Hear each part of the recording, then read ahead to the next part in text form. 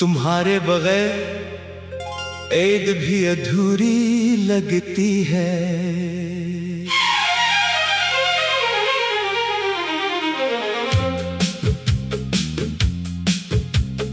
ईद की सुबह हमेशा खुशियों का पैगाम लेकर आती थी, मगर इस बार न जाने क्यों घर की रौनक में भी एक अजीब सी अदासी थी। सहन में नए कपड़े रखे थे, किचन से मीठी चीजों की खुशबू आ रही थी। बाहर बच्चों की आवाजें थी, मगर मेरे दिल में सिर्फ एक खामोशी थी, क्योंकि इस ईद पर तुम नहीं थी।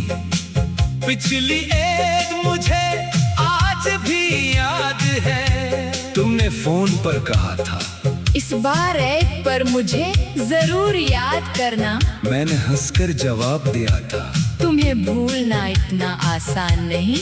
तुमने कहा वादा, मैंने कहा पक्का वादा। मुझे क्या मालूम था कि अगली ईद तक तुम मेरी जिंदगी से इतनी दूर हो जाओगी कि तुम्हारी आवाज भी सिर्फ याद बनकर रह जाएगी। ईद की सुबह मैंने अलमारी खोली, कई नए कपड़े नजर आए, मगर दिल ने किसी को पसंद नहीं किया। फिर एक पुराना लिबास नजर आया जो तुम्हें बेहद पसंद था। तुमने एक बार कहा था ये रंग तुम पर बहुत अच्छा लगता है।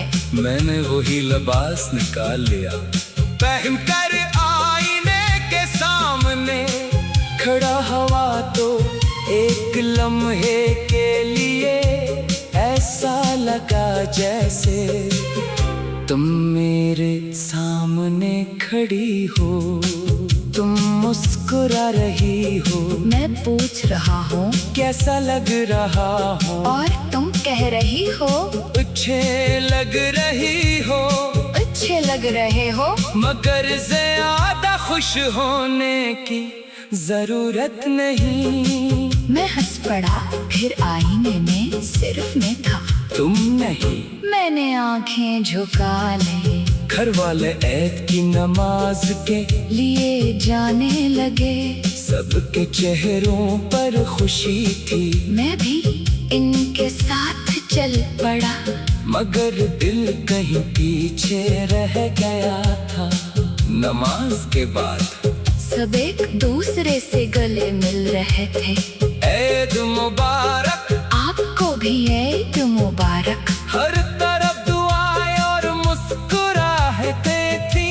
मैंने भी सबको ईद मुबारक कहा, मगर दिल में एक ही शख्स के लिए दुआ थी। अल्लाह तुम्हें जहाँ भी रखे खुश रखे। वापस घर आया तो फोन हाथ में था। पहले हर ईद पर तुम्हारा पैगाम सबसे पहले आता था।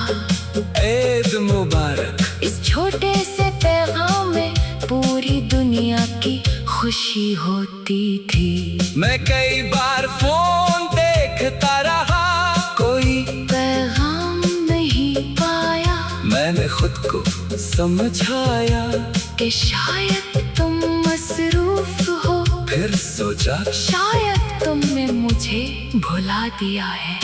और आखिर में दिल ने कहा शायद अब तुम्हें पैगाम भेजने का हक नहीं रहा। मैंने फोन एक तरफ रख दिया। कुछ देर बाद बच्चों ने ईद के कपड़े पहनकर सामने शोरूम में जाना शुरू कर दिया। मैं इन्हीं देख कर मुस्कुराया। एक बच्चा दौड़कर मेरे पास आया और बोला, अंकल ईद दे। मैंने जेब से पैसे निकाले और उसे दे दिए। वो खुशी से भाग गया। मैं उसे देखता रहा। तुम्हें भी बच्चों की खुशी बाहर थी। बच्चों की हंसी में कोई दुख नहीं होता। आज मुझे समझ आया कि शायद इसीलिए बच्चों को देखकर दिल कुछ देर के लिए अपना दर्द भूल जाता है। दोपहर को घर में सबने खाना खाया, मीठा बना था। तुम्हें मीठा बहुत पसंद था। मैंने एक प्लेट में थोड़ा सो मीठा रखा। फिर अचानक ख्याल आया, तुम होते तो जरूर कहती थोड़ा और दो। मैंने बेअख्तियार हंस दिया।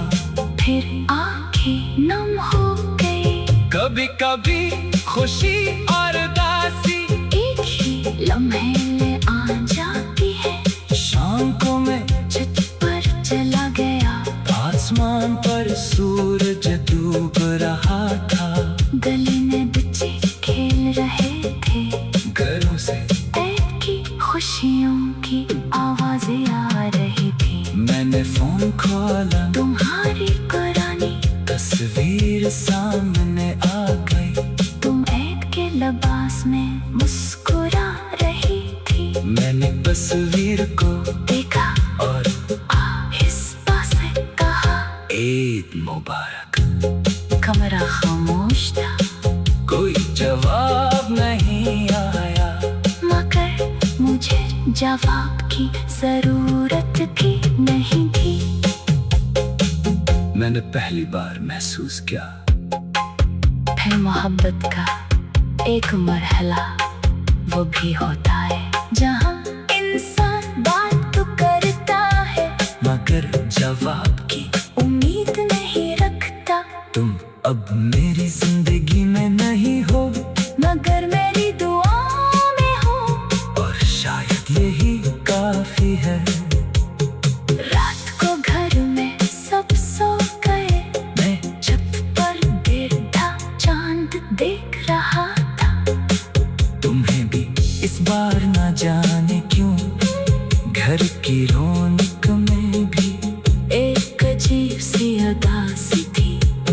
सहन मैंने कपड़े रखे थे। किचन से मीठी चीजों की खुशबू आ रही थी। बाहर बच्चों की आवाजें थी। मगर मेरे दिल में सिर्फ एक खामोशी थी।